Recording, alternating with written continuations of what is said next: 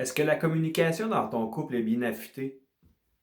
Ça te paraît un peu bizarre de voir ce que je fais maintenant, mais ça me fait rappeler que dans ma jeunesse, j'avais suivi un cours dans le fond sur l'utilisation des couteaux.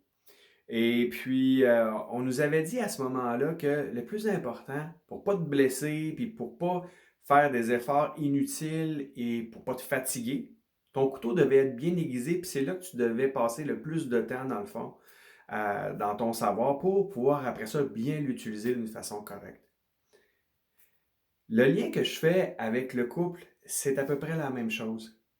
On veut communiquer, on nous dit partout que ce qui est très, très, très important dans notre couple, c'est de communiquer. Puis, vous avez parfaitement raison de croire à ça parce que c'est vrai que c'est important.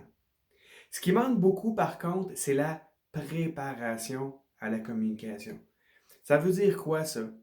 Euh, je rencontre énormément de clients qui me disent, Steve, j'ai de la misère à communiquer avec mon conjoint, ma conjointe, ça passe pas, on est toujours à chicaner. Puis je dis, donne-moi des exemples. Fait que ça pourrait être, par exemple, sur l'argent. Elle me dit toujours que je dépense trop, ou je lui dis qu'elle dépense trop. Elle fait pas le ménage, je fais pas le ménage. Euh, les enfants, ça fonctionne pas.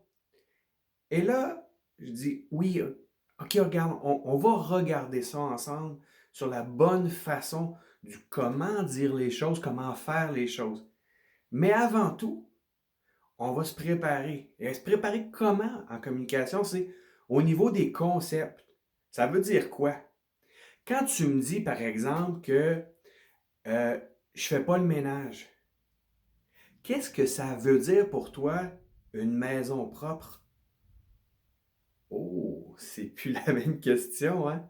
Quand tu me dis tu dépenses trop, qu'est-ce que ça veut dire pour toi un budget équilibré où on répond à des besoins essentiels, on répond à des besoins non essentiels mais agréables, puis des besoins superflus? Qu'est-ce que chacun de ces types de besoins-là veut dire pour toi? Et on s'aperçoit rapidement que quand on éclaircit tout ça, ça devient tellement plus facile après de communiquer que toutes les barrières qu'on se mettait, toutes les difficultés qu'il y avait, pour la plupart tombent d'elles-mêmes. Et puis on a juste après ça à faire des petits ajustements. Ça ne veut pas dire que c'est toujours comme ça, mais c'est quand même une étape essentielle à franchir ensemble, de préciser notre pensée, de préciser qu'est-ce que on veut vraiment dire. C'est quoi le sujet? Est-ce qu'on le comprend? Si c'est pas clair pour moi, c'est clair que je ne serai pas capable de l'expliquer à l'autre.